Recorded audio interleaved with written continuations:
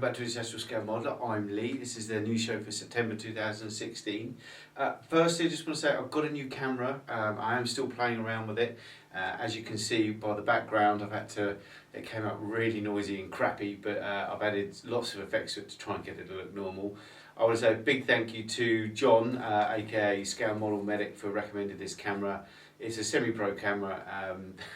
There's lots of bells and whistles, and it does take a bit to get used to it. So hopefully, fingers crossed, over the next few shows or videos that we do, then I'll have the hang of it. We're also doing 3-angle views in the new reviews and everything, which I did on the last one, which is the Plum ASOS Lanos suit. And so that's going to be getting better and better as well. So we're going to have 3 camera angles on the reviews from now on. So 1 at me and 2 at the item that I'm actually reviewing as well. So that should be nice. A bit about the background. The background today was shot before I learned about a couple of extra settings on the automatic mode. Even though it's on automatic on this camera, you've still got to sort the settings out. What I've done, as I said before, I've done loads of effects on it to try and get it up to look reasonably okay. But this is taken from, I put the camera on a place called San Antonio, which is opposite Marne Harbour. And what you're looking at the moment is you're looking out towards the Southern Med, out of the mouth of the harbour. And there will be a ferry that goes past in a little while, and that's the Snavadratico. Now I'll get on that at least once a month, twice, 2, 3, 4 times a month with my transport company into Balearic Transport, this one here, and we go backwards and forwards across Europe and that to deliver stuff to UK, France, Germany, Denmark, all sorts of places really. But it's got to be one of the most uncomfortable ferries I've ever been on. The seats are awful. They're not nice to sleep on, that's for sure. It's a 9-hour trip. And when you come back at night time, they leave Barcelona at 10:30 at night. So literally you get on the boat, you have something to eat, you want to sleep. If you don't have a cabin, which is €200, you have to sleep on a really uncomfortable chair. So it's what I do most of the time. And you end up coming home looking like that, all cricked up and everything. So it's not great, but it's a fun trip. And you do just, all I do is end up playing the iPad and listen to music. So. I will get some more footage. I took loads of footage. I went around the island and took loads of footage in one day. And unfortunately, this is the only one that came out half good that I could use. So I've got to go around and redo them all with the right settings on the camera. But there you go. So that's the new camera and everything. So I hope you enjoy. I hope it comes out better. I don't know until I develop it and process it and everything, but I'm sure it will because it's a cracking camera. Anyway, on to this month's news show. Obviously, we've got the ISM forum update, the GBs, the SiGs, the competitions, winners for last month, August, and what's available for this month in September. We've obviously got the reviews we've got this month are from me. We've got the ammo landscapes in war. Scale War Greatest Guide, and I think it follows on from the aircraft Greatest Guide from last month that I did, and also from Paul we've got Rosie the Riveter review.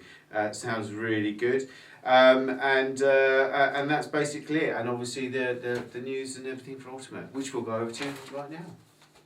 Okay, so Ultimate news. By the time this goes up, we should have had 2 restocks from Retro Kit. So we're still getting lots of emails saying, have you got this, have you got that? They should have been restocks now. We should have pretty much everything in stock. Still a couple of pieces that you can't provide until Christmas, but we should have most things. So fingers crossed, we'll have everything else in the next 3 weeks, we've been told, so fingers crossed for that one.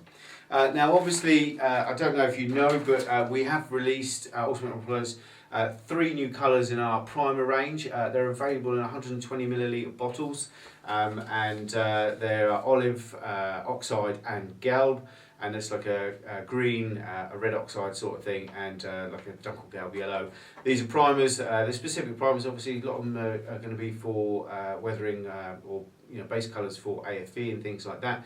But there's a multitude of uses. I even use them as paint. The black especially is brilliant for paint and things like that, just having like a matte black. But they're available now. We're selling them on the website in singular, or you can buy them in triple packs, which I think you get about £2 or £3 off, maybe more than that I think, if you buy them as a triple pack.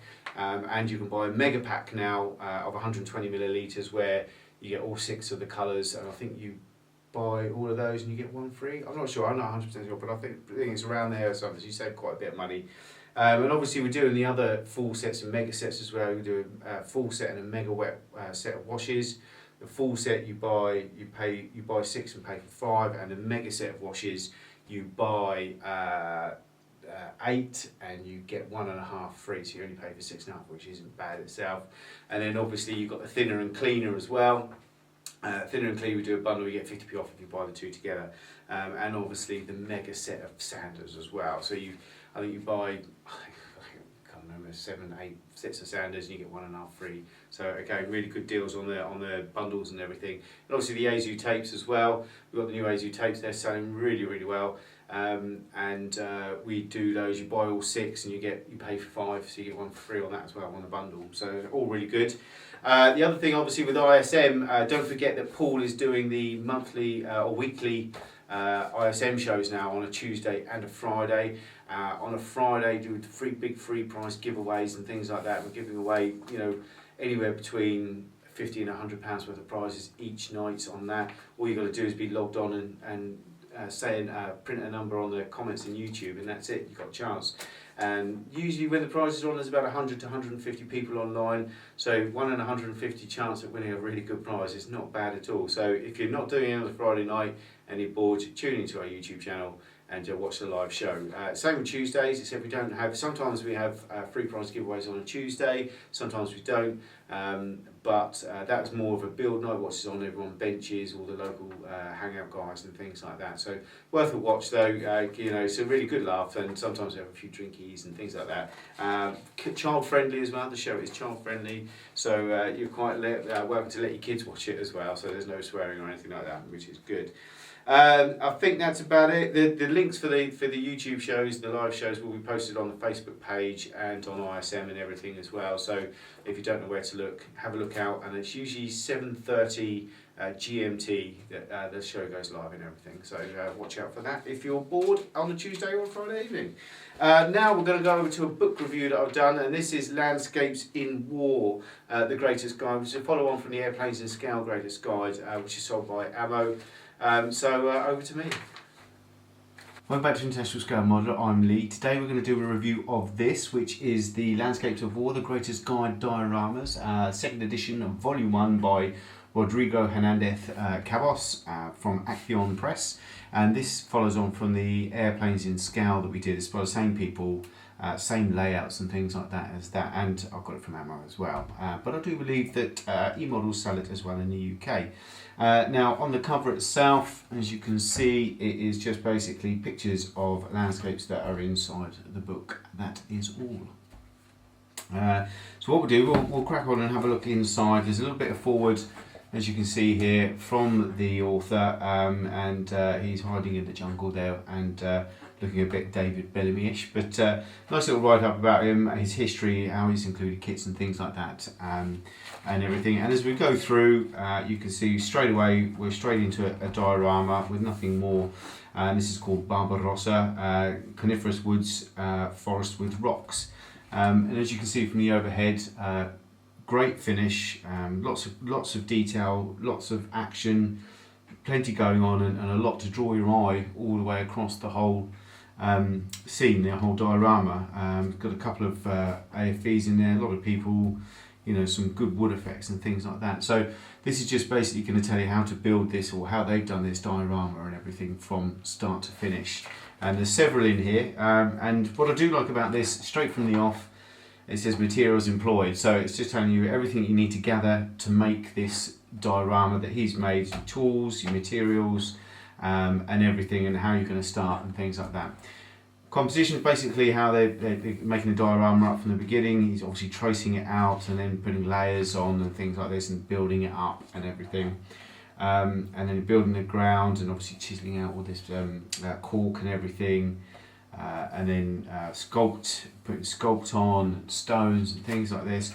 And I do like, it's a very, very good step-by-step guide all the way through. I do like it. It's very, as you can see from the pictures, it's fantastic, the level of detail that they've gone to.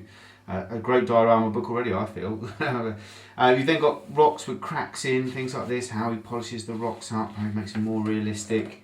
And obviously, a lot of the times it's hard to tell how realistic something is until you paint it. So you've got to have quite an artistic eye to be able to see these things and see how they look without the paint on. It's really good, really clever. And then you'll obviously start with bases, base coats, things like that, and then sticking more stuff in. And then he comes to another section about modelling the tree trunks, again another separate entity on the diorama, tools needed, materials involved, all things like that, how he's made his own pebbles and or rocks and branches, just look like real twigs there that you've just cut down and things like that. So really nice indeed, and you're looking like you've got real wood, he's put real wood and then milliput around the real wood and then make it into tree trunks, and this is how he gets that split log effect on the end, which is really very, very good.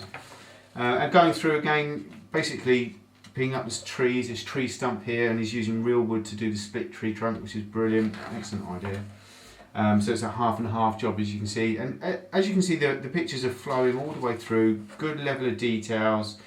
The way he's adding details to the existing branches with milliput and things like this, and then spraying, very, very clever, very good indeed. And then he's gone to the painting the ground pathway, and obviously he's used the paints involved, the oils, everything like that, all the way through, and everything. And as you can see, you know, it's got his palette boards, his colour charts and everything here that you can see, well, okay, I'm going to use those colours, those are the colours I need. And basically the whole painting and weathering process from start to finish on this whole base, and again painting the trees, adding detail and stuff, and again every step of the way is explained, and it's all the different colours for all the different areas and things like that. And I think that's really, really good, and every aspect of this diorama has been explained right all the way through, and I mean this really cracking detail, fantastic detail all the way through. And as you can see here, he's added other bits and moss and vegetation, and again then we're into pigments for the AFEs that are on there, how he's weathering them to match the scene, which is very important. It's getting the same colours of the mud and things like that in there. Absolutely fantastic, start to finish. So not only have you got a diorama, you've also got weathering your AFE to match the diorama there. Then you've got adding more detail like plants and bushes, and then you've got multiple pictures of the finished article, which I think you'll agree looks absolutely fantastic. Really does. So much detail in there, so much to see, so much to draw the eye, and it's one of those dioramas that you'll look at, and every time you look at it you see a little detail more. You know, there's always something more to see, which is an ideal, perfect diorama in my eyes. But absolutely fantastic. And it says it's got photograph references of pine trees from certain areas, how they would look, which is a good idea. You can search all this on the net, all these reference photographs, they're everywhere. So, but they're like the gravel pathways, the moss and the lichen, the way the rocks are set against a tree and things like that. And you've got another one, you've got a winter one now, Counter Strike and Retreat, winter 1943-44, and again, basically, same process, right from the very get-go. He's explaining everything, how he built the bases up, how he adds the detail before he does other things, and then adding paste mixtures to get the tracks up, and the washes and the levels. The detail is absolutely fantastic, it really is. And as you can see, I'm flicking through this because a lot of them are going to be the same. But it's a very simple diorama, and he's literally just added the tank, but with no weathering on whatsoever. So it looks a bit out of place, but I think then he's got the base down, he makes it look like a normal scene, and I would imagine on the next page we start adding the winter. You know, he's adding the little still waterfall. Water effects, I think, are very tricky to get right, and it does take a lot of practice. The only trouble is this still water and everything's quite expensive, so you've got to try and get it right as soon as you can if possible. But then you go on to Lenny's adding the ice and things like that, and as you can see, the winter part is starting to build up. And again, he's using a lot of the deluxe materials stuff, which is quite popular. They do very good. The deluxe materials do fantastic stuff for dioramas. A whole range, pretty much cover everything you need. And as you can see, how he's done this trees and things like that, and then stretching sprue by stretching clear sprue to get the icicles. Fantastic little idea, really clever. As you can see, he's done the treaded snow there as well. He's got got the wet thing, and then got a little bottom of a figure, and just done footprints and everything. Brilliant idea, really good. And then you can see the finished article. And again, winterising stuff is, I think, personally quite hard to do, because a lot of the snow effects and things like that just don't have that scale effect, and you just lose the realism in it and everything, because you can't quite get that scale just right. But again, more reference photos, and we'll just flick through those. And we've got another one. They've got a Cruel Pacific Bloody Beach. So it's a rusted Japanese tank there in the. Is this a Japanese tank? Yeah, I'm pretty sure it is. In the beach there on a sand dune and everything. And again, it tells you how to build it up. And I think it's a Hygo, isn't it? Something Kigo, Hygo, something like that tank. But again, it gives you the process, the tools needed, how he's achieved these effects, this sweeping effect of the sand and everything. And really, really nice. Really, I love the way that everything's explained. Every little detail, every little part, and you can see the process of it, how he's done it, how he's added stuff, how he's added the paint, and at what stages and things like that. I think it's really very good. And there's nearly the finished article. Absolutely fantastic. And I love the way he's got that tank buried in there, and obviously he's done the tank separately. But again, they've got one more. You've got the duck hunt, which is a water one. It looks like you've got someone in an amphibious vehicle being shot at with the bullet spray there, by the looks of it. And obviously he's saluting at the bullet spray. The other one's got his head down. I'd rather get my head down. But again, process right from start to finish, right from the very start, how he's imagining things, how he's getting it together. Planning the build, adding the bits and bobs and odds and sods, and you know, the water guide is quite important, because this water is quite hard to achieve, I think, without the right effects. But as you can see, how they add the reeds, how he's done the bullet splashes as well, adding all the reeds in there, giving you an idea. There's a little fog as well. That's fantastic. All this little detail really does add to the overall, and as you can see top down there, let's just get the shine off, there you go. As you can see, all this little detail here, every time you look at it, you'll see something, you'll notice something new, and I think that's the signature of a good diorama, where every time you look at it, your eye's drawn to something new that you haven't seen before. And again, at the back of the book, you've got a techniques guide, which is the same as the airplanes and scale. Very rough thing. I think it's just a repeat photographs that you've already seen, to be honest with you. And then at the back, there's a little bit more about what's his name, Rodrigo Hernandez Cabos, on the back of the book there as well. So was there four dioramas in there in total, and covering sand, winter, water, and a normal dusty one, muddy one as well. Personally, I think it's absolutely a really good book, and we've popped the price up already at the beginning. I think off the top of my head it's about £20–25. If I'm right, then it's I think that's a good deal for that book. The steps involved in it are very well explained, they're clear and concise, and you can actually see what he's done. You can see if you make a mistake, you can see where you've made a mistake and go back and try and do it again. But I really like that book. I'm definitely going to make use of that. I have this diorama that I want to do, and I want to practice a couple of little dioramas first. This is the picture. I think I've showed this a long time ago on one of the other shows a couple of years ago. Still got it. I still want to do this diorama, this particular diorama. I just think it looks absolutely fantastic. Oh, sorry, it's got a fly there. This is going to help me do it, because it's pretty much got a lot of the stuff in there that I'm going to need. So for me, that's a recommend. As long as it's under £35, I think that's a good deal, that book, and it's definitely worth having, especially if you want to get into dioramas. And I think even experienced diorama builders will learn a few odds and sods from that as well. So definitely one to have on the bookshelf, I think. And that is the Landscapes Award Greatest Guide Dioramas by Rodrigo Hernandez Cabos, 2nd edition, from Action Press. And as I say, I think you can get them from Mamo, you can get them from e-models and things like that. But definitely, that's a recommend for me. Yeah, very nice book indeed. Until next time, take care, bye-bye. Right, so there you go. A good book, a very good book, very handy book to have on. If you haven't got any other diorama books or anything like that, then I think that's a handy book to have on the shelf and in your arsenal. Dioramas is something that I absolutely love. Dioramas, I really do, and the guys that are good at them just phenomenal. It really sets the scene, makes something very lifelike, brings a model to life, I think. And I'd love to learn how to do dioramas a lot better than what I've done before, which is just bits of card and things like that. So it's definitely something I want to get into, and it is, I think it's more of an art form than making models itself. I think it really is. So the guys who do that, fair play to you, hats off and everything. I think without further ado, we're going to go over to the GBs and SiGs section. Now, on the GBs and SiGs section, we've got a new sponsor for the official ISM group builds.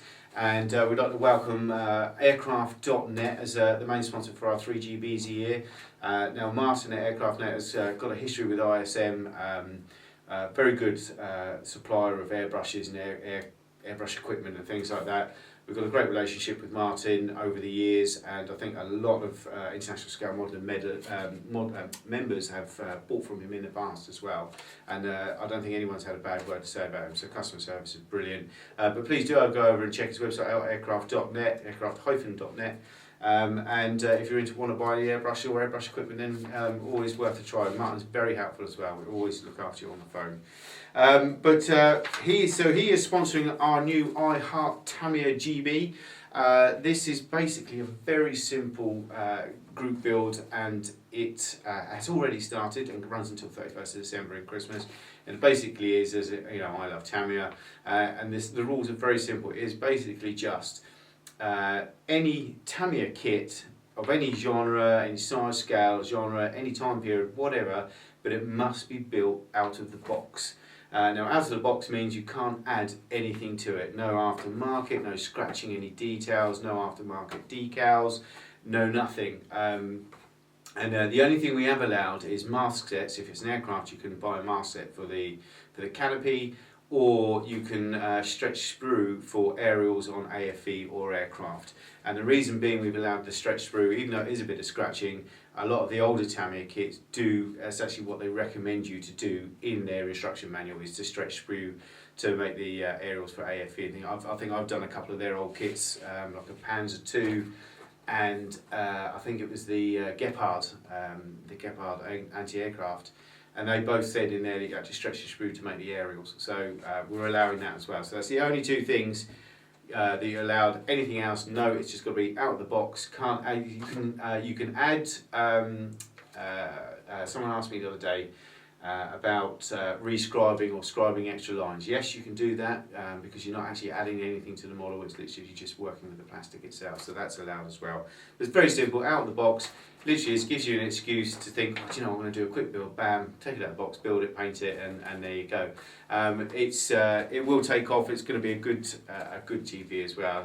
Obviously, I think pretty much everyone's got at least one Tamiya kit in their stash, so really good on that one. I will have time to build something for that near Christmas time for sure. We've also got the Pacific Theatre of Operations GB, which started in May and has finished now on the 31st of August. And that was obviously all the Pacific Theatre operations, anything from that time scale during World War II. That is done, and the reveal vid should be out in the next couple of weeks on that. I know that the judges are working furiously to try and get it out a bit quicker than the last one, so fingers crossed we'll have that in the next 2 to 3 weeks where you can announce the winners for that as well, so that's great. We've also had the If It Floats SiG, which was from the 1st of July to the 30th of September. We've got 3 weeks left on that. Very easy. We've got boats, ships, float planes, subs allowed and that and everything, sponsored by S&M stuff, and we're due, that's due to finish in 3 weeks time, so if you've got anything in that, hurry up and get it done. And don't forget, we've also got licenses, non-ISM SiG, which is Summer Sci-Fi SiG, and they've got some cool prizes that's been donated by him and a couple of other members. I am still trying to hopefully get something done for that. There's about 7 weeks left on that, so fingers crossed. I might just build a Gundam out of the box or a Bandai Star Wars kit or something like that, just so I can say I entered something. That would be great for me. I really would like to enter that and show some support. I think that's it for the GBs and SiGs right now. We're going to go over to Paul, who's going to do a review of Rosie the Riveter. So over to Paul and Rosie. Today we're going to be reviewing the Rosie the Riveter riveting tool. Now this is made by a company called, I think it's Dusek or Dusek in the Czech Republic. I've had a copy tool of this for a while, which is this one. I can't remember where it's from. I got a feeling it's RB or RP Productions. I can't remember which one it is now. So if you do know, shout out in the comments. Now it works okay, this one, but what I've read recently is the actual wheel, the riveting wheel, is photo etch, so it is susceptible to damage. It does bend quite easy, but I've used this on and off now for past 12 months. I finally splurged and bought a proper Rosie the Riveter, and it's like a night and day the difference. This is a much higher quality tool for really around the same price. So good. These are about, in the UK, you can pick them up for about £12 each. I got them direct from the manufacturers in the Czech Republic for £10 each. There's 6 of them in total, I think. I bought the other 5, they're on the way to me. So it shows you how impressed with the tool I am. So what is this for? Well, this is for anything you need to re-add or completely add rivets to. So it's basically a wheel. If I can get it to focus. There you go. It's a pointed wheel that moves like so. And you can basically run it along and add rivets to anything that needs adding.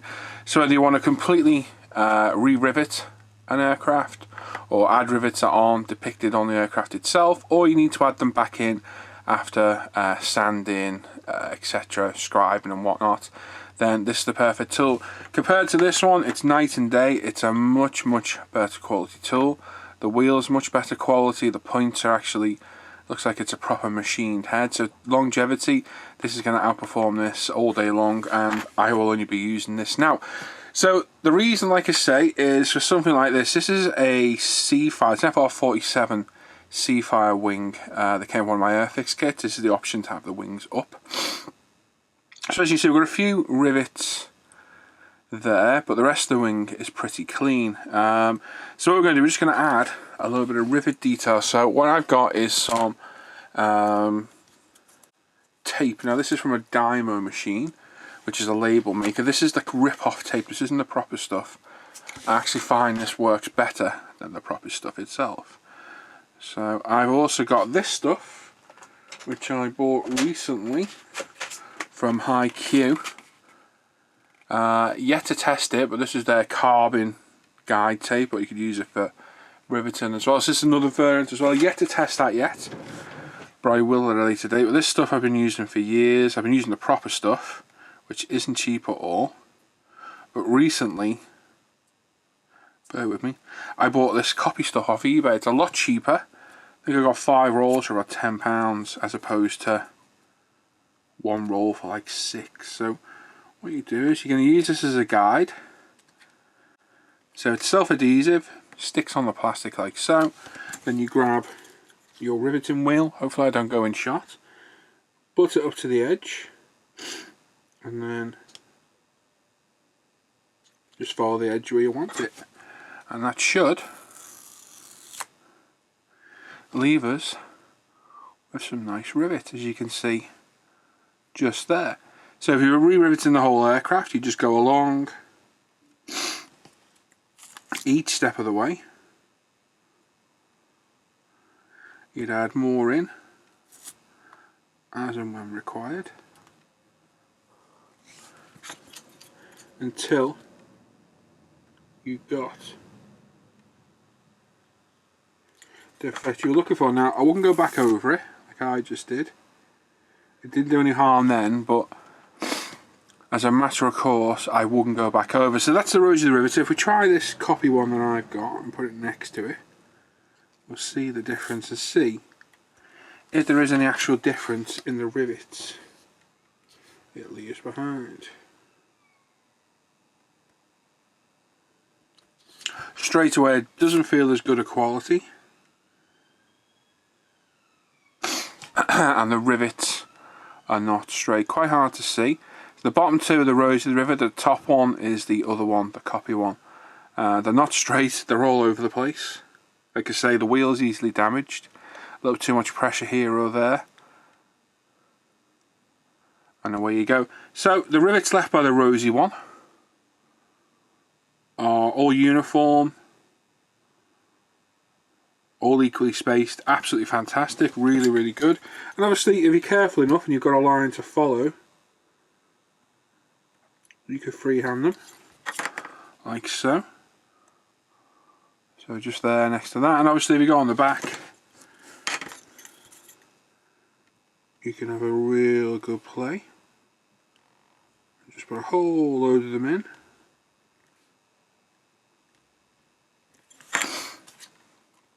Like we have just there at the back, hopefully you can see those. And it works faultlessly. It's a much higher quality tool than this one, by far. So that will be put into the spares box. And this is the 0.75mm Rosie the Riveter. I got all the other sizes they do on the way. I think they do from 0.4 up to 1 in 0.5mm increments, I think it is. They don't do every step of the way, but they do all the sizes that you're going to need. So yeah, for me, it's a much higher quality tool. It's a very cheap tool to manufacture, but that wheel is a lot higher quality than the one on that other one, and I think it's going to give more consistent and better results over time. It'll certainly look a lot better. So there you go. So this stuff, like I say, eBay, I might as well give you the tip while I'm in here. 5 rolls of that was about £10 delivered. You get quite a lot on the roll. You got a lot more than you do with the proper Dymo tape. It's a lot more sticky than the original stuff, and I find you can re-stick it about 3 or 4 times as many times as you can the Dymo tape. And this stuff works out about £2 a roll, whereas the Dymo tape's about £6 a roll. So worth it to look at that on eBay. It's great stuff. And for me, this riveter, absolutely brilliant. There's a bit of information on the back as well. I'm not going to read it all. If you want to read it, you can. Have a little pause. Might be too far away for you, but it's there. What we'll do, we're coming close. And we'll do that bit. And that's it. So there you go. So it's basically maintenance is drop a little bit of fluid, lubricant, in the wheel. Don't push or drop the wheels against hard materials, such as glass. The lighter is pressure when using the tools. The higher will be their durability. My God, that's a mouthful. But for me, looks a great tool. Definitely a great addition to the building weapons, and it will certainly be replacing my cheaper one. It's a much more high quality component. You can see in the wheel the difference. A lot higher quality. So there you go. So if you're looking for a new prescriber, have a look at the Rosie the Riveter. All different sizes. You can buy them in a multitude of places, whether you're in the US, Europe, etc. Or you can buy them direct from the manufacturers, which is www.diosec.eu, which you can see just there. So there you go. So a quick review of a very handy tool that I'm sure will see a lot of use. Like I said, I got the other 5 on the way. That's how impressed I am. It cost me nearly £60 from the manufacturer, so not cheap at all. But I think they're very handy tools, and I'm a big fan of high quality tools. I think you get what you pay for, and it shows in the long run. So there you go. So a quick review of that. Thanks for watching. Hopefully you found that of some interest, and I'll catch you guys around. See you soon. So take care. Bye bye. Okay, so back to forum news. Now we're going to do the competitions. As I say, every month, please, if you do enter the competitions or win one of our competitions, whether it be the GBs SiGs or the monthly free prize draws, please take a picture of yourself with your prize when you get it.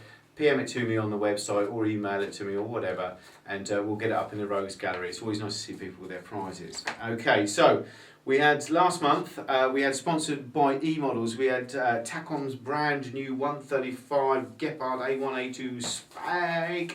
Fantastic looking kit in the leopard livery, it really is. And from Ultimate, we actually had a £25 gift voucher to spend at umpretail.com. Which means you can buy anything that's on the site with that as well. So over to the winners. Let's announce the winners.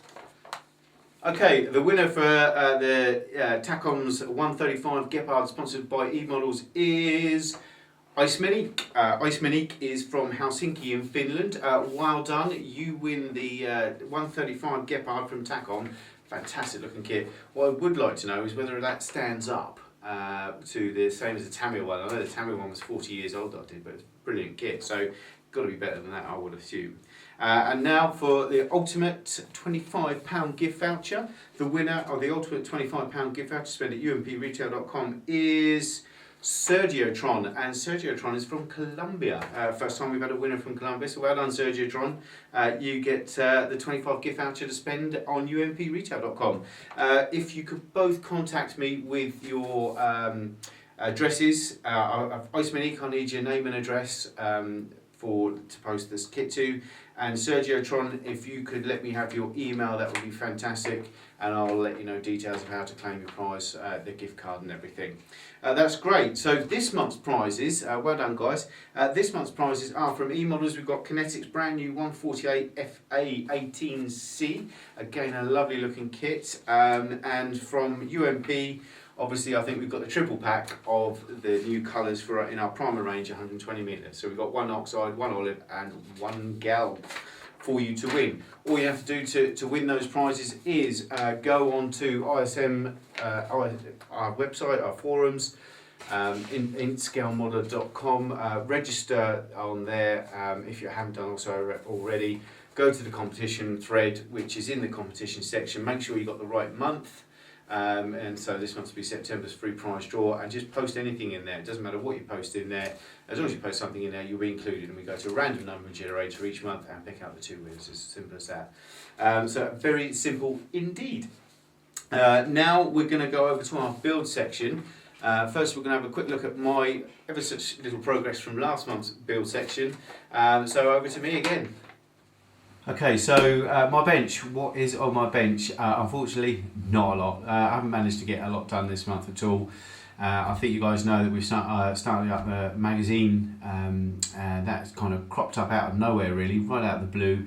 And it's kind of taken a life of its own, and it's really has eaten into our time, the time that I had allotted for modelling this month. So unfortunately, I haven't got a lot done. I've done a few bits and bobs.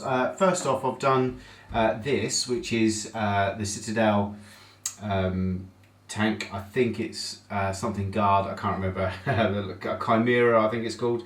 But I haven't got the box anymore or anything, but it was great. I painted it obviously in a UMP black primer, and that's given it a really nice base. And the plans for this are, I was going to do like a really weird rainbow scheme, razzle dazzle rainbow scheme, but I don't think it's going to look good, to be honest with you. Even though it is a sci-fi tank, it still looks like a tank that should be down and dirty. So what I'm going to do is I'm going to paint it in a Russian green.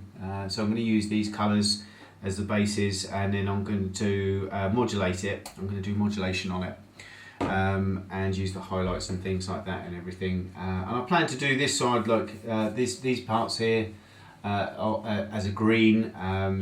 The tops obviously in the turret will be green, the back will be green. But I'm going to do these parts here of dark iron. I haven't decided whether I'm going to use Alclads on that or the new. Or some of these. I've got these and I haven't used them yet, the True Metal paints from AK, so I might give those a whirl on that and see how that comes out. I've just got to have a little practice with them first. And then obviously the green, I might do this dark iron here as well, and I haven't decided about a lot of the other things, but I'm going to make it different. It's not going to be your normal tank sort of thing. It'll look nice when it's modulated as well, I reckon, and that'll be a good contrast with the dark iron and things like that I plan to use for the melt bits. The only thing I would have liked to have seen is the tracks separate, so I could have done the tracks last and popped them on, but it's going to be a bit of a pain as it is now, so but we'll see. I still like doing that project. I'm going to get more of these, that's for sure, but they are so bloody expensive. I think they're about 40 quid a pop, which is a bit silly. The other thing I've done was I just built this little Tamiya Spitfire, this one here, and as you know with any Tamiya kit, they go together like a dream.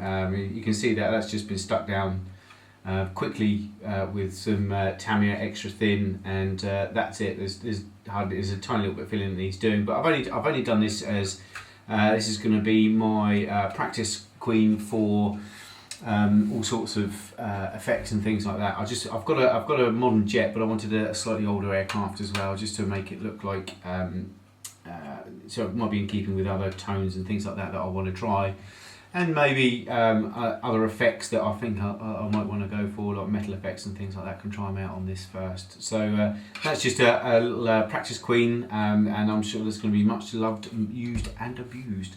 Also, we've got this, which is the Fremat Coutain. Now, as you can see, just zoom you in a bit on this. Right, so as you can see from this, it is now primed and ready for paint. I've done the black, the base in obviously the UMP black, and the ship itself. Oh Christ! Oh, we're still good. Oh Jesus! I'm going to tell you about this. It's been a nightmare, this one. I'll tell you about it in a second. As you can see, there's still a couple of little bits, really tiny little filler bits that need doing, but it is really a filler queen this through and through. You can cut. It's come up nice though. It's going to be a pain painting the insides and that with a different colour, but I'm not going to get this done in time for the end of the SiG. Unfortunately, I'm not going to have any more time to model after today whatsoever, which is a real shame. But as you can see, once built up, it was an absolute pig to build, I have to say. But once built up, it looks okay, and once it's painted, it's going to be different again. But it is one of the only offerings of this sort of ship in this sort of around. Now the problems with this is I've got a bench cat, as you can see from this photo here, who likes to lie. Lola likes to lie on my bench and roll around and stuff like that.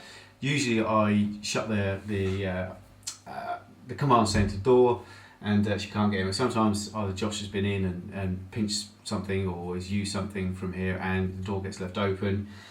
And if I don't move the models, put the models away up on the shelf behind me or somewhere else, they invariably get knocked over. And unfortunately, this one did get knocked over. As you can see, I'll just show you at the back, you've got two at the bottom of the props missing. You've also got the corners of the railings missing here on the back on the PE. What else was broken? There was something else. Oh yeah, the aerials. Now these were little tiny bits of thing, but two of the aerials snapped, so I've replaced the whole lot with fuse wire. That's actually fuse wire, and it's actually, they look a lot better than the plastic ones did anyway. So the props are knackered. I can't believe that the mast stayed intact. Nothing happened to the mast at all, or some of the other little bits and bobs. So I don't know how it landed on the floor, but it was very odd indeed. So unfortunately, it's not going to be. It's just not going to be. It's not going to look absolutely as it should do, because I've got one blade missing off of one of the props and two blades missing off the other prop. The aerials do look better, which is cool, but I've got the corners of the PE they were bent so badly.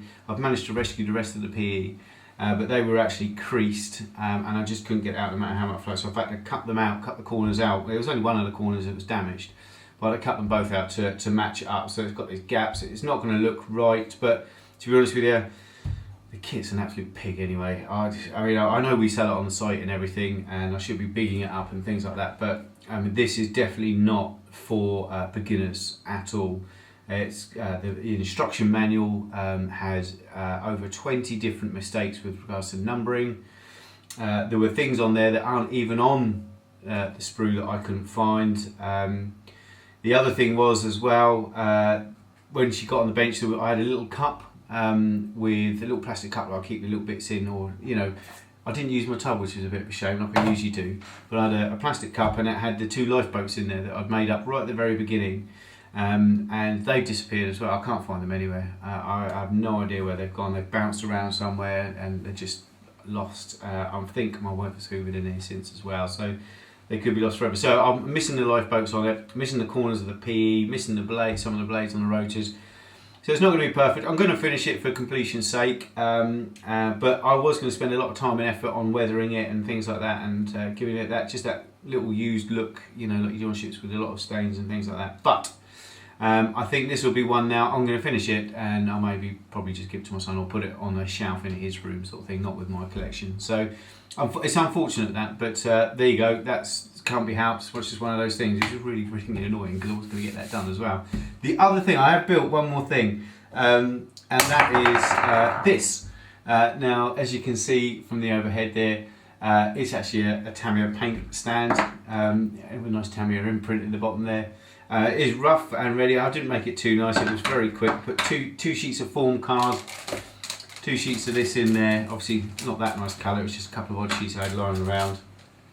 And wedged them together, then squeezed the bottle in, waited until it nearly dried, took the bottle out, and Bob's your uncle. We've got a Tamiya paintball. Now I don't know if you're like me, I've knocked this over so many times, gone through so many mats because of this, but now it's actually really hard to knock over. So so that's fantastic. So I've built that as well. I can't think of anything else I've done. What I have got to do next month is I've got to build some more shouts because I had these ammo racks that were up on the wall that you've probably seen in videos and things like that. Three of them, I had 4 up on the walls, and 3 of them just collapsed. Literally 2 collapsed one morning. I woke up and they were all over the bench, and the next day the next one fell down as well. I don't know why. Maybe it's a bit humid for the stuff that was pinning them up on the wall behind. So I've got to either make some new shelves completely to put all the ammo bottles in and things like that, or do those in another way. But I'm really disappointed with them as well. So I shan't be using them again, that's for sure. So I've got to build some new shelves and everything. So fingers crossed I'll get time to do that. It'll be just something like these ones, I'm sure. And it'll just be for the ammo bottles and things like that, and the collection that I should be making of those. So, but that's my very small bench update for this month. Back to the show. Right, so there you go. As you can see, I didn't really get a lot done last month, and I'm fortunate about the model and the cat and everything. That is rather annoying and frustrating, but I'm still going to finish it off anyway. I just may as well have come this far with it, and I shall get that tank done this month if I can. Actually, no, I won't get anything done this month. I'm away next week for 2 weeks to England, so I won't get anything done at all. But fingers crossed November, I'll have something to show you guys. So now we're going to go over to Paul and see what Paul's up to. Okay, thanks, Lee. So welcome to my little section of the news show. We're going to have a little bit of a chat, and then we'll go over and have a look at my current builds, what I've had on the bench. Actually got a completed one this month, a couple of started ones, and a couple of ones that need a kick up the backside to get going again. So first of all, the live shows, absolutely brilliant. Tuesdays and Fridays from 7:30 UK time to about midnight UK time again. We put on a live show on the ISM YouTube channel. Tuesdays is our build night, so it's just a bit more informal. We're building away. The camera's on me for most of the night because people complain about the camera skipping around. I'll put on somebody else if they need it, but it's on my bench. We'll answer questions from the Q&A, have a laugh and a joke with you guys, and that's Tuesday nights. Fridays, we try and put more of a show, so I don't do any modelling at all, neither does Les, and we just concentrate on chatting to you guys, have a look at what everyone's been building that week, where everyone's been buying. We have a new kit roundup from Tim, loads of Q&A from you guys in the chat, and it's absolutely fantastic. Giveaways, we've had a giveaway once on a Tuesday, it was a one-off.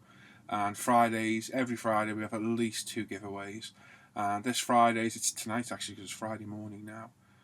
It's sponsored by E-Model, so it's a BF 109 G6 by Edouard Profi Pack, and a Revell Twin Pack Star Trek Enterprises, I think it was. I can't remember it now. Tim's got that kit. So yeah, we've had 2 prizes every week on a Friday, and all you got to do is watch us. There's no subscription to pay. You don't have to be a member of this particular site to watch us. Anybody on YouTube can watch, join in, and has a chance of winning a prize. It's been absolutely fantastic. It's gaining popularity. We get more and more viewers, more and more regular viewers, and more people sticking with us through the night. We're getting, on a Friday, we're getting about 116 viewers. Even after the giveaways are done, people are still hanging around to shows. People are not just there for the free stuff, which is absolutely amazing. I think we had 116, 17 last time, and after the giveaways, we still had 96 that stuck with us till the last 20 minutes, when it dropped to below 70. So it's absolutely brilliant. So thanks for everybody that's watched, taken part, participate in that YouTube chat. If you don't know, when you're watching a live show on YouTube and we are live, there's a drop down or drop up bar that shows a live active chat next to the video. That chat is just manically busy all night with either questions, comments, or just general chit chat between the guys and girls in the chat. It's amazing. It's phenomenally busy, and it's getting absolutely very, very happy how it's going. That's all I can say. Tuesdays was never as busy. We used to get about 60 viewers, but last Tuesday, with no giveaway, it's just a build night. I think we topped just over 101 viewers. Again, most people stuck around to the last half an hour when the figures start to drop. It gets late, it's Tuesday, it is a work night, so people aren't going to stick around as long. and it's absolutely amazing. So like I say, thank you for everybody that joins in the chat, commenting, everything like that. And thank you very much to the guys that join me on the live show, the regulars. So you've got Tim, Ivan, Les, Brett, Dan. We've got Eric. I hope we don't leave anybody out. Wes has been joining us every now and then. Andreas. I think that's about it. I've probably gone and left somebody out. I hope to God I haven't. But those guys have been absolutely fantastic. Really, oh, Sam. See, nearly left Sam out. Those guys have been excellent. Without those guys, I couldn't do the show. I mean, I can talk rubbish for a while, but I couldn't do it for 4.5 hours. So, absolutely brilliant. Thank you very much, guys. You're all great, and you're a true asset to ISM. So, thank you very much. So, Tuesdays and Fridays, 7:30 UK time. Tune in, and it's the links go up on Facebook. They go up on the forum. They get plastered all over Facebook by the guys, and you can go through Google Plus and have a look, have a watch, have a comment, give us a thumbs up, a thumbs down, like the video. And if you don't catch us live, you can watch the recorded show. They go on the channel. You can watch them back at your own leisure. That's absolutely great. I've also been doing the odd live Facebook video as well, which again's improving quite good. Quite active, quite busy, and a lot of people have been enjoying those by the look of it as well. So I hope to do a few more of those over time. If I appear to be breathless and a bit, I think I've got awful back pain today. It's my little boy's birthday yesterday, his second birthday, and we spent the whole day out, and I'm paying for it today. My back is in serious pain, spasming and stabbing me at the minute. So ignore me if I seem out of breath. I'm not, I'm just in pain. I don't want to take any painkillers yet because I'll be out of it. So yeah, absolutely fantastic. The live shows, strength to strength, and they will continue for the foreseeable future. That's that. So we've got the tech guide. So the revisited 109 techniques guide. We got part 1 and part 2 up. Part 3 is filmed. I just need to edit it. I've had a busy couple of weeks. Myself and Hannah and James went away for a couple of days. We had a big catch up on UMP, big catch up on stuff of my own. Little boy's birthday, it's his party on Sunday. So we've got a lot going on. Personal lives around here, and yeah, I just need to edit it. It's a good 3-4 hours to edit. So I plan to sit down next week and get that part up for you. And it's the cockpit's all fully painted and ready to be assembled now. So it's really getting there really well. So that'll be up. Other videos, there'll be live at the bench updates. I've got a couple of reviews to get done, and I hope to get back to those armour techniques guides. I figured something out in the past few months. I'm not a big fan of armour anymore. I've lost my interest in it massively. I much prefer aircraft, bikes, cars. I don't know why, just something about it, and the mojo's gone with the armour. I'm not going to get rid of everything, and I am building one now for Steve M's group build, which we're going to get to in a little bit. But I definitely prefer the cars, bikes, and aircraft. Aircraft, my love has been rekindled with the one I'm going to show you in a little bit, this Meng 163 I did. And I've been buying a lot more aircraft lately. So hopefully you'll see more aircraft. I'm not saying I'm going to give up armour, but I had a huge armour stash and I've thinned it down massively over the past few months. And hopefully, like I said, I don't want to give it up, but I can definitely see the mojo's not in it for me. So that's that. Right, a shout out. First of all, a young modeller who we've been giving shout outs on the live shows regularly, Josh Models. So it's Josh, capital J, space, Models, capital M, exclamation mark at the end. Have a look for Josh on YouTube. He's 13 years old. He seems a great little lad. And he's been putting out some fantastic videos and some great work as well. He's been getting a little bit of grief from other kids and whatnot over his choice of hobby and whatnot. So he definitely needs a bit of support. I think when we found him, he had about 7 subscribers. And after a few shout-outs and prods here and there from the other people in the community, from myself and the guys in the live show, we've got him over 107 subs now. So hopefully, if you go find him, go support a young modeler, because they are our future. Without them, there's no hobby. Literally, because computer games and all that malarkey is going to wipe this hobby out if we don't fully support it. So he's a nice lad, he does great videos, he's very entertaining, and he could do with our support. So go look for Josh Models. So it's Josh Models, exclamation mark. Very easy to find. What I'll do, I'll put the link to him in the description of the video. Unless Lee sees it and puts it in there, which would be very handy if he does. So yeah, go support Josh, go subscribe to his channel and give him a little bit of a shout out. Give him a bit of, a confidence boost, give him a comment, what have you. So excellent. So hopefully Josh will get a few more subs off that too. So Steve M's group build is any vehicle that has the M designation in it. So that could be an M18, M10, ME262, so on and so forth. And he started his group build beginning of the month, and it runs through to January. I think it's 10th. I forget now. Giving Steve build a shout out to go to his section on the forum as well. Myself, I'm building my God, is it an M18 Chaffee? No. Why have I had a brain fart? It's under here. Give me a sec. M24, M18, M24 Chaffee. Told you I was not myself today. So M24 Chaffee from Broncos, where I'm building. So we're going to get back to that pretty soon as well, because I got to the real complex suspension part. And I was like, oh my God. So Steve's group build. Have a look for the M group build Facebook page. It's on his YouTube channel. And there's a section on the forum as well. Great build.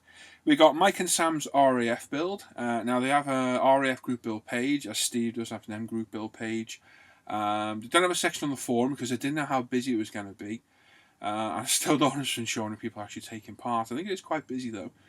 So for that, I'm building the new Special Hobby 132 Tempest, which you'll see in a minute. It's coming along great, and yeah, nice to take part in another group build / SIG as well. So go look for those guys. Brett Marquette, or Bert Marionette as we call him, taking the mickey. No, we're joking. Brett Marquette has got a twin-engined bomber build, which starts tomorrow, Saturday the 17th, and he's got his own page. I cannot remember it for the life of me, but I will get Brett to put a link up on ISM's Facebook and the forum. Hopefully we can give him a section on the forum and give enough people interested on the forum in it. But I think it's any twin-engined bomber, but it had to be designated a bomber, not just an F-16 with bombs on it. It needs to be actually designated a bomber.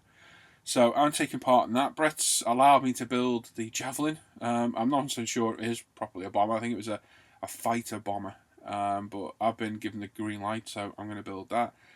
Bought some aftermarket for it, so hopefully it'll make it an interesting build. I've been dying to build the Airfix Javelin for a long time.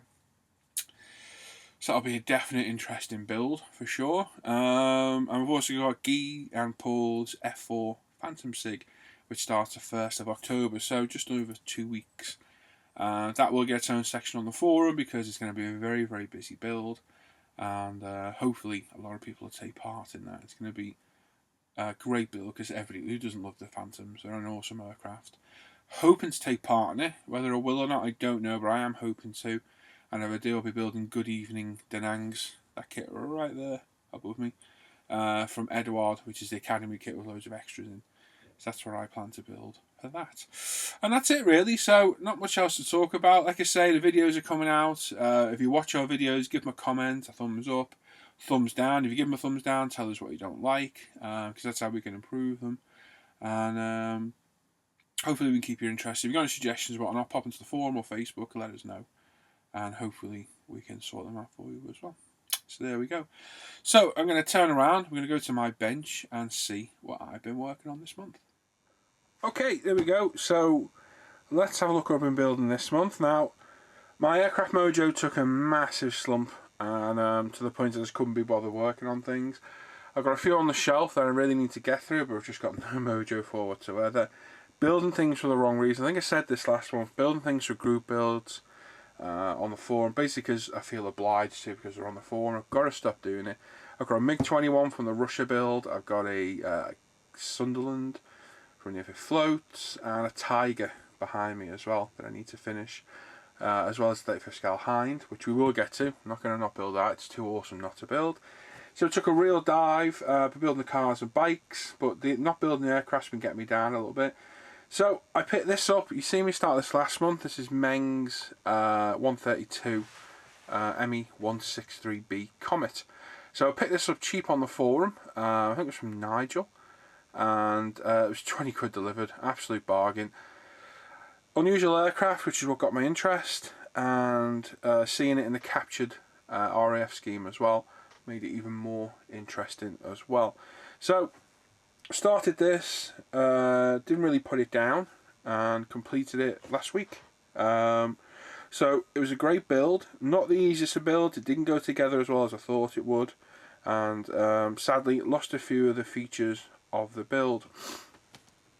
You're supposed to be able to take this rear end off to show the rocket actual motor inside, but with the fit of that, there's nowhere in the world you could leave that loose. Not for me anyway. Whether it was a bit of a mistake on construction or whatnot, but it just wouldn't line up well enough to leave it loose.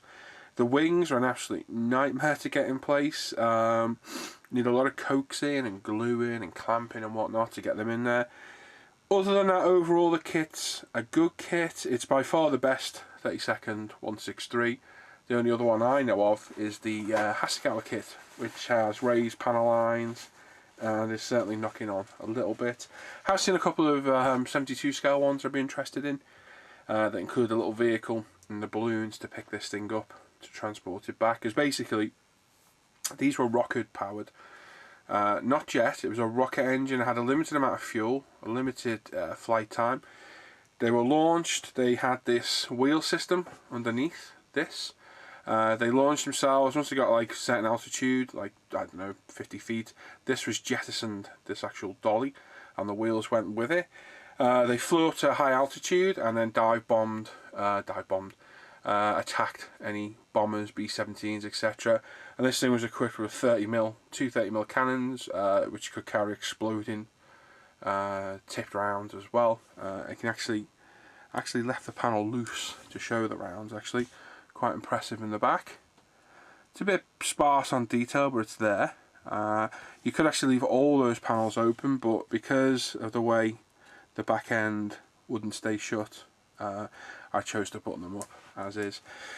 So yeah, it flew up, attacked them, ran out of fuel and glided back down to Earth, where it was very, very vulnerable because it couldn't obviously fly at speed, it was just gliding. And it landed on this, which is a extendable ski. You can see that extended out with, I think it was hydraulics or I don't know, spring effect, and then when it landed that absorbed a lot of the shock on the rear wheel, skidded to the ground, skidded to a halt and stopped.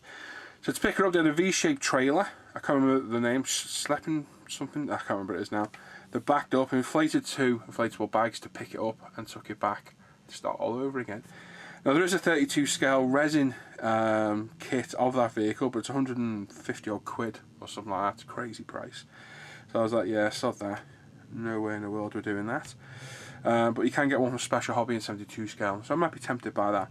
But what drew me to this was the captured brishes scheme. So you got your look off a splinter cam mottling, but the tail's been painted and the register put on there.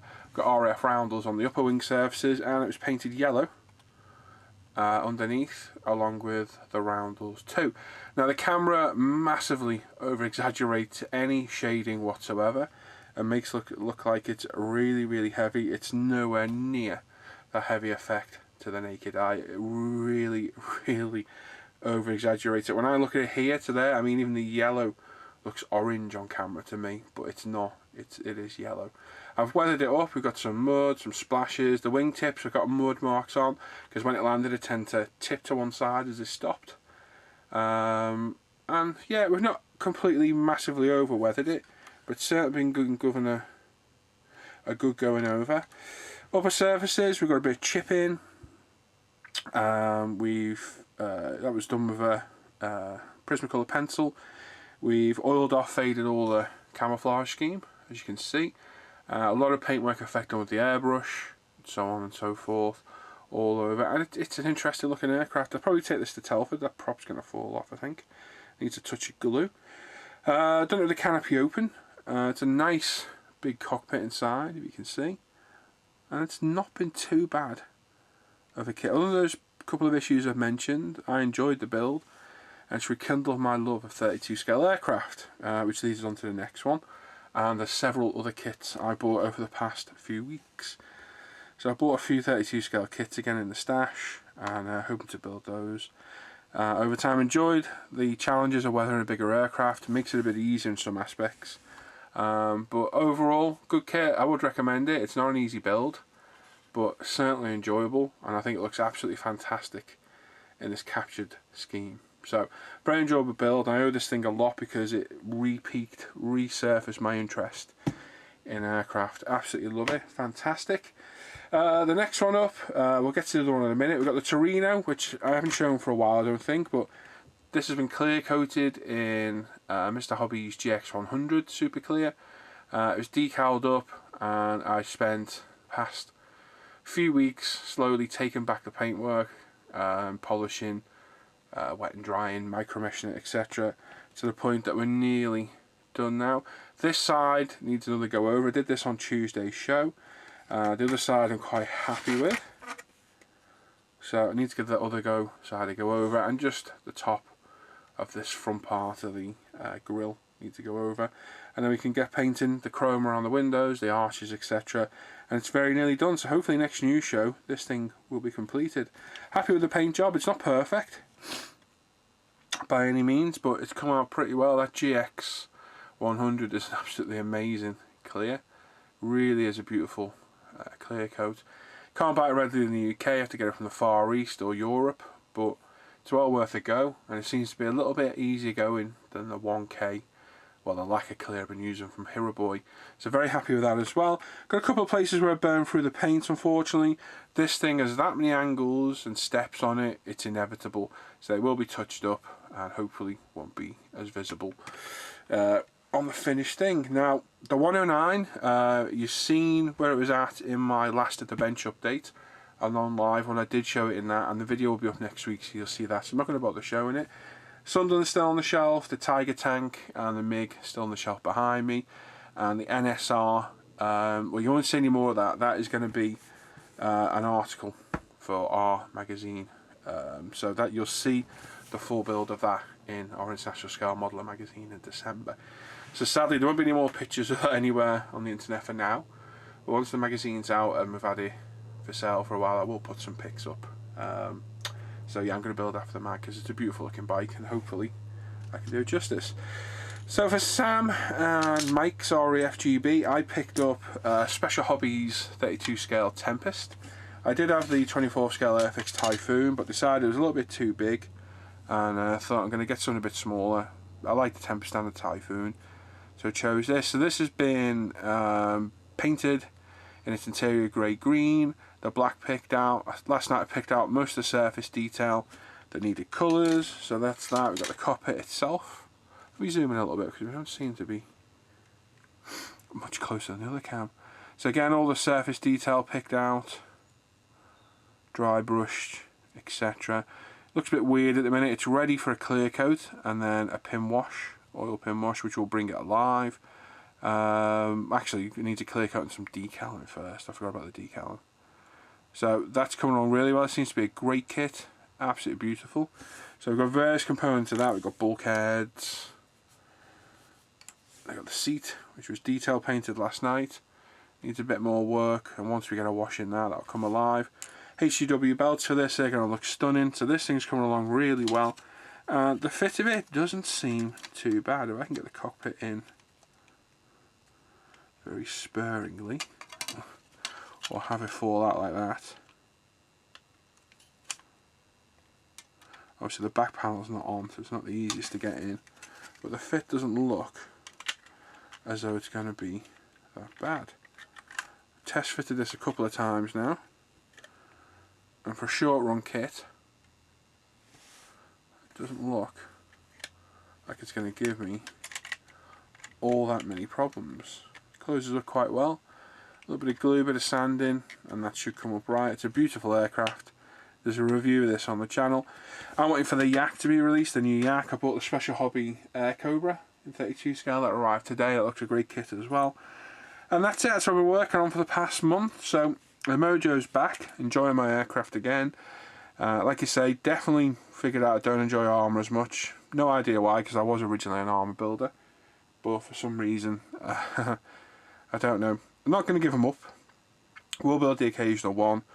I'm going to get that Bronco Chaffee done for Steve's build, and then just going to build for myself more than anything now. Enjoy what I build, especially having with that 163. That'll probably go to Telford with me, so if you want to come and have a look at that, come to our stand at Telford in November.